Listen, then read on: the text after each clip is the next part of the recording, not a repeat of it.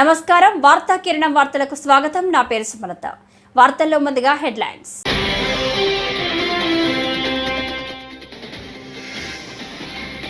అమరావతి నిర్మాణంపై శ్వేతపత్రం విడుదల చేస్తాం. చంద్రబాబు కీలక వ్యాఖ్యలు.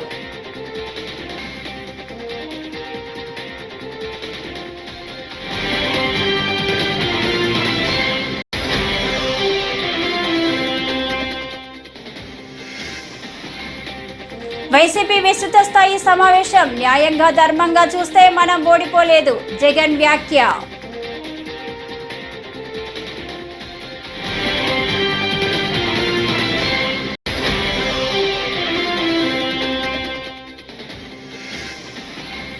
ఏపీ కొత్త డీజీపీగా ద్వారకా తిరుమలరావు. కేవీ రాజేంద్రనాథ్ రెడ్డిపై ఈసీ బదిలీ వేటు.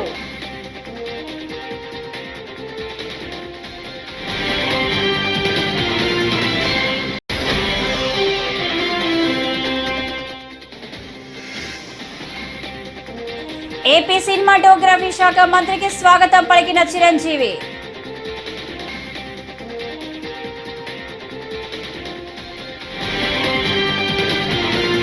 ఇక డీటెయిల్స్ చూస్తే, రాజధాని అమరావతి నిర్మాణంపై శ్వేతపత్రం విడుదల చేస్తామని ముఖ్యమంత్రి నారా చంద్రబాబు నాయుడు అన్నారు.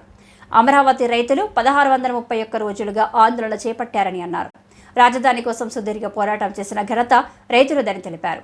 ఇక్కడి రైతుల పోరాటం భావి భారతలకు ఆదర్శమని చెప్పారు. అమరావతిలో గురువారం చంద్రబాబు పర్యటించారు. అమరావతి పరిధిలో కీలకమైన అన్ని ప్రాంతాల్లో సీఎం పరిశీలించారు. ఐకానిక్ సెక్రటేరియట్, అసెంబ్లీ, జడ్జీల నివాస సముదాయం, ప్రజాప్రతినిధుల నివాస సముదాయం సహా అన్నింటినీ పరిశీలించారు. ఈరోజు రాష్ట్రంలో ఉండే 5 కోట్ల ప్రజలను ఓటే నేను కోరుతున్నా. ఈరోజు ఏదైతే మాకు ఓట్లు వేశారు, ఇది ఒక హిస్టారికల్ విక్టరీ. చరిత్రలో నేను 45 సంవత్సరాలుగా చూశాను, కానీ ఆంధ్రప్రదేశ్ రాష్ట్రం ఏర్పడిన తర్వాత భారతదేశ చరిత్రలో కూడా ఇంత పెద్ద విక్టరీ ఎప్పుడూ రాలేదు. ఒక్క మాటలో చెప్పాలంటే, వన్ సైడెడ్గా ఇలాంటి ముఖ్యమంత్రి పనికి రాడు, ఇతను అవసరం లేదని తీర్పిచ్చి బ్రహ్మాండంగా ప్రజలు ముందుకు వచ్చారు. 95,000 మెజారిటీ ఒక నియోజకవర్గంలో, 11 సీట్లు కూడా రాలా వీళ్లకు.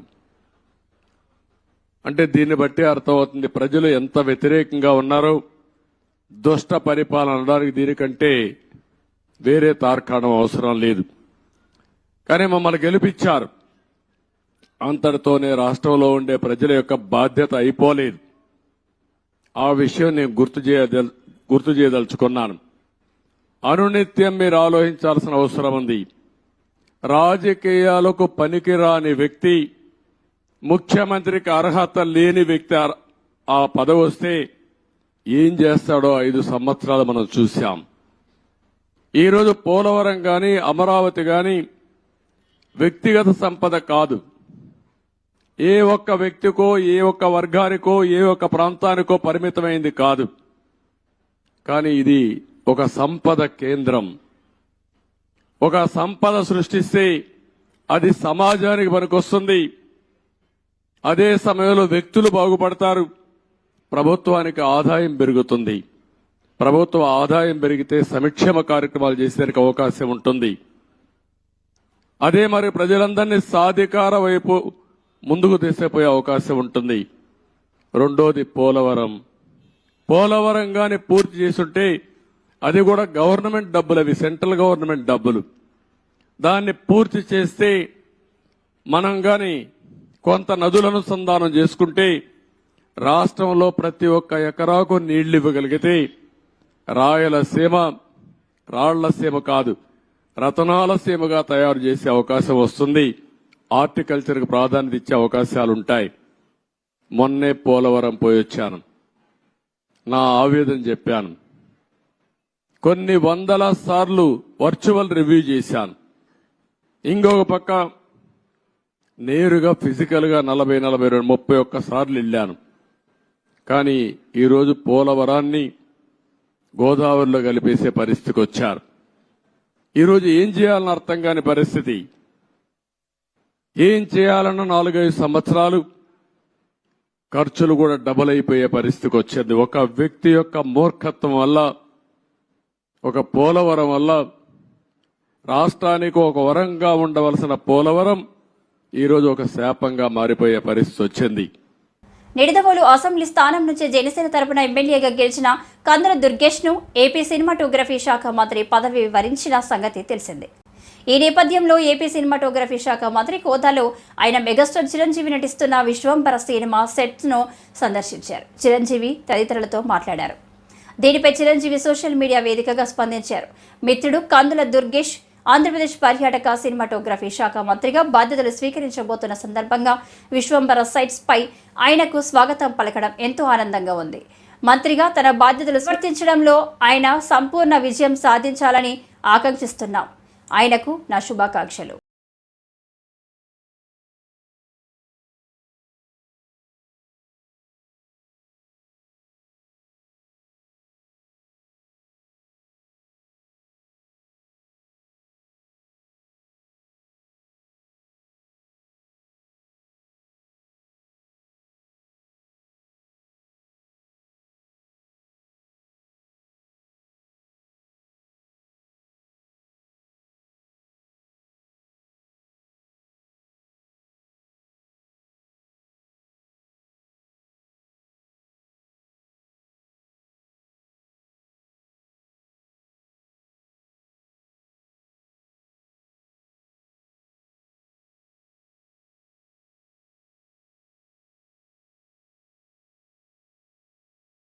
వైసీపీ అధినేత జగన్ ఇవాళ పార్టీ విస్తృత స్థాయి సమావేశం నిర్వహించారు. నేతలకు, కార్యకర్తలకు దిశానిర్దేశం చేశారు. అనేక పథకాలు ఇచ్చాం, ఇంటింటికి సంక్షేమాన్ని అందించాం, అయినా ఓడిపోయాం. ప్రజలకు వివిధ రకాల లబ్ధి చేకూర్చిన తర్వాత వచ్చిన ఫలితాలు ఆశ్చర్యానికి గురిచేశాయి.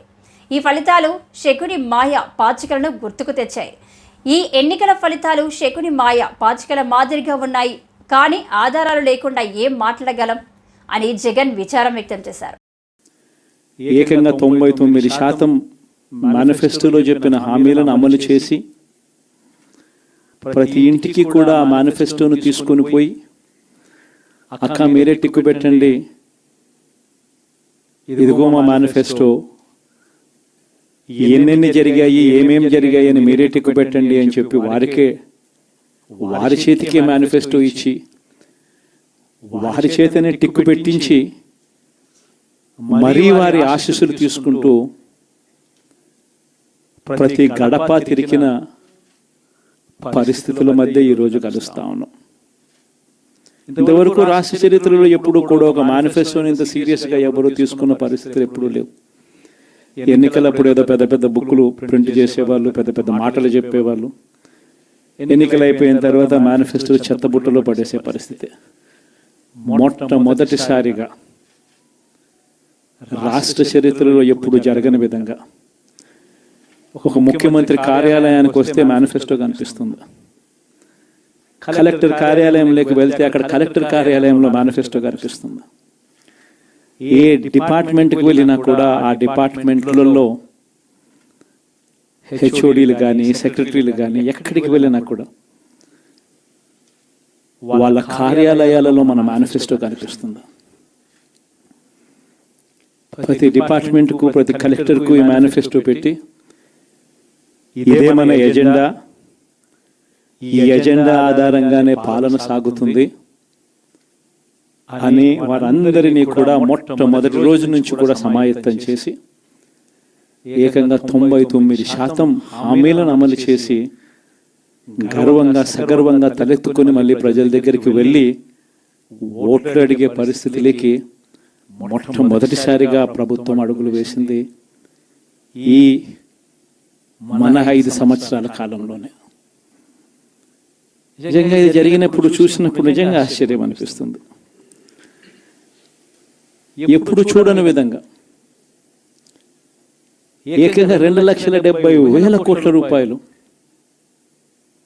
ఎప్పుడు జరగలేదు. ఇది ఏ పథకం ఎప్పుడు ఇస్తామో, ఏ నెలలో ఇస్తామో ఏకంగా క్యాలెండర్ ముందే ప్రకటించి, ఆ సంవత్సరానికి సంబంధించిన క్యాలెండర్ ముందే ప్రకటించి ఆ నెల వచ్చేసరికి ఆ బటన్ నొక్కడం,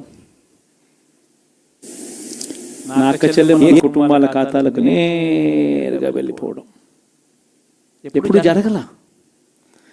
నిజంగా ఒక్కొక్కసారి అనిపిస్తుంది ఏమయ్యాయి ఆ ప్రేమలు, ఏమయ్యాయి ఆ ఆప్యాయతలు అని ఒక్కొక్కసారి అనిపిస్తుంది. 66 లక్షల మంది పెన్షన్లు తీసుకుంటా ఉన్న అవ్వాతాతలు, మనం రాకమునుపు, మనం అధికారంలోకి రాకమునుపు పెన్షన్ కేవలం 1000 రూపాయలు. ఎన్నికలకి 2 నెలల ముందు వరకు కేవలం 1000 రూపాయలు. మనం ఏకంగా దాన్ని 3000 రూపాయలకు పెంచుకుంటూ పోయాం. అప్పట్లో 39 లక్షలు మాత్రమే పెన్షన్దారులు, 66 లక్షలకు పెంచుకుంటూ పోయాం. ఏ ఒక్కరిని కూడా పక్కన పెట్టండి అన్న మాట నోట్లో నుంచి రాలేదు. ఏపీ కొత్త డీజీపీగా ద్వారకా తిరుమలరావు నియమితులయ్యారు. ప్రస్తుతం ఏపీఎస్ఆర్టీసీ ఎండీగా విధులు నిర్వహిస్తున్న ద్వారకా తిరుమలరావును డీజీపీగా ప్రభుత్వం నియమించింది. ఈ మేరకు రాష్ట్ర ప్రధాన కార్యదర్శి నీరబ్ కుమార్ ప్రసాద్ బుధవారం రాత్రి ఉత్తర్వులు జారీ చేశారు. ఈ నిర్ణయం తక్షణమే అమల్లోకి వస్తుందని తెలిపారు. ద్వారకా తిరుమలరావు 1929 బ్యాచ్కు చెందిన ఐపీఎస్ అధికారి. తిరుమలరావు 2021 జూన్ నెలలో ఐపీఎస్ఆర్టీసీ ఎండీగా నియమితులయ్యారు. గత 3 ఏళ్లుగా ఆయన ఆర్టీసీ బాధ్యతలు నిర్వహిస్తున్నారు. అంతకుముందు రైల్వే శాఖలో డీజీపీగా ఉన్నారు. విజయవాడ సిపిగాను పనిచేశారు.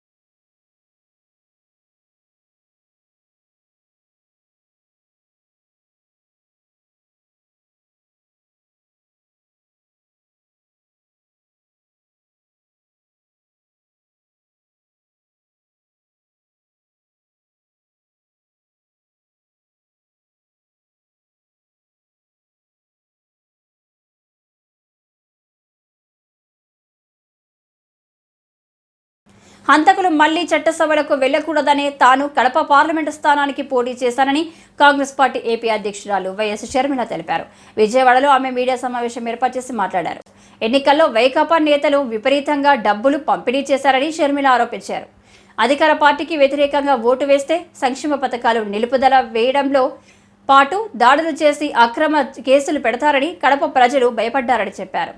తాను కడపలో కేవలం 14 రోజులే ప్రచారం చేశారని, గ్రామీణ ప్రాంతాల్లో తాను పోటీ చేస్తున్నట్లు చాలా మందికి తెలియదన్నారు. హంతకుల పాపం పడిన రోజు వస్తుందని వ్యాఖ్యానించారు. చంద్రబాబు గారు ఈ విషయాన్ని గుర్తుపెట్టుకొని ఇప్పటికైనా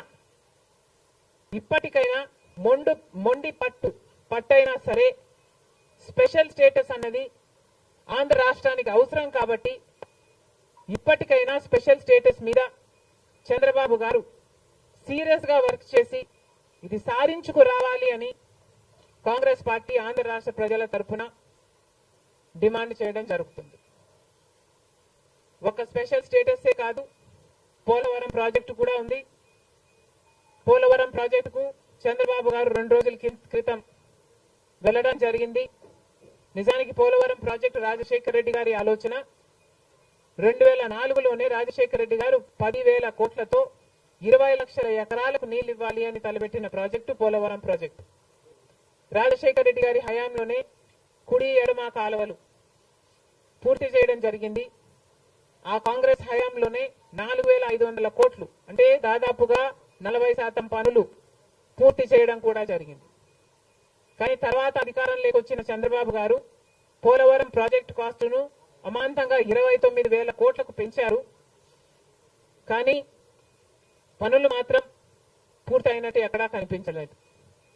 2018 కల్లా నేను పూర్తి చేస్తాను అని రాసి పెట్టుకోండి అని చంద్రబాబు గారు ఆ రోజు అసెంబ్లీ సాక్షిగా ఛాలెంజ్ కూడా చేశారు. కానీ పోలవరం ప్రాజెక్టు చంద్రబాబు గారి వాళ్ళ సాధ్యం కాలేదు, పూర్తి చేయలేదు. ఆ తర్వాత అధికారంలోకి వచ్చిన జగన్మోహన్ రెడ్డి గారు పోలవరం ప్రాజెక్టుని మళ్ళీ రివర్స్ టెండరింగ్ అంటూ మొదలుపెట్టి 55,000 కోట్ల రూపాయలకు దాన్ని ప్రాజెక్టు కాస్టును పెంచారు. తీరా చూస్తే ఏ పని జరగలేదు. ఇప్పటికైనా చంద్రబాబు గారు చెప్తున్న మాట ఏమిటి అంటే 75% పనులు మా హయాంలోనే పూర్తయ్యాయి, 25% పనులు మిగులున్నాయి, నేను పూర్తి చేస్తాను అని చెప్పడం జరిగింది మొన్న చంద్రబాబు గారు. చంద్రబాబు గారిని కాంగ్రెస్ పార్టీ ప్రశ్నిస్తుంది. మరి 25% పనులు మాత్రమే మిగులుంటే 4 సంవత్సరాలు పడుతుంది అని మీరు ఎందుకు చెప్పారో చంద్రబాబు గారు సమాధానం చెప్పాలి. పోలవరం ప్రాజెక్టు మీద ప్రజలకు క్లారిటీ లేదు కాబట్టి పోలవరం ప్రాజెక్టు మీద ఒక వైట్ పేపర్ మీరు రిలీజ్ చేయండి. దాంట్లో అసలు పోలవరం పరిస్థితి ఏమిటి, దాని డిజైనింగ్ దగ్గర నుంచి మొదలు పెడితే అసలు దాని ప్రస్తుత పరిస్థితి ఏమిటి, మీరున్న 5 సంవత్సరాల అధికారంలో ఉన్నప్పుడు ఏం చేశారు, తర్వాత జగన్మోహన్ రెడ్డి గారు ఏం చేశారు, ఇప్పుడు ఏమి చేయాలి, ఎగ్జిక్యూషన్ కథ ఏమిటి, అన్నిటి మీద చేస్తుంది. ఇదే కాకుండా రాష్ట్రంలో ఎన్నో సమస్యలు ఉన్నాయి. ఏపీ రీఆర్గనైజేషన్ యాక్ట్ లో మనం తెచ్చుకోవాల్సింది, సాధించుకోవాల్సింది ఎన్నో ఉన్నాయి. అవన్నీ కూడా క్యాపిటల్ సిటీ అయితేనేమి, పోర్ట్లు అయితేనేమి, కడపలో స్టీల్ ఫ్యాక్టరీ అయితేనేమి, వీటన్నిటి మీద చంద్రబాబు గారు పని చేయాల్సి ఉంటుంది. మన రాష్ట్రంలో ఎక్కడా లేని విధంగా 50 లక్షల మంది బిడ్డలు ఉద్యోగాలు లేకుండా ఉన్నారు. ఇవన్నీ దృష్టిలో పెట్టుకొని చంద్రబాబు గారు ప్రజలకు ఒక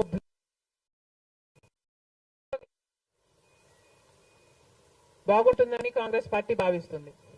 ఇదే కాకుండా చంద్రబాబు గారు సూపర్ 6 ఈ గ్యారంటీలతో చంద్రబాబు గారు ఎన్నికలకు వెళ్లారు.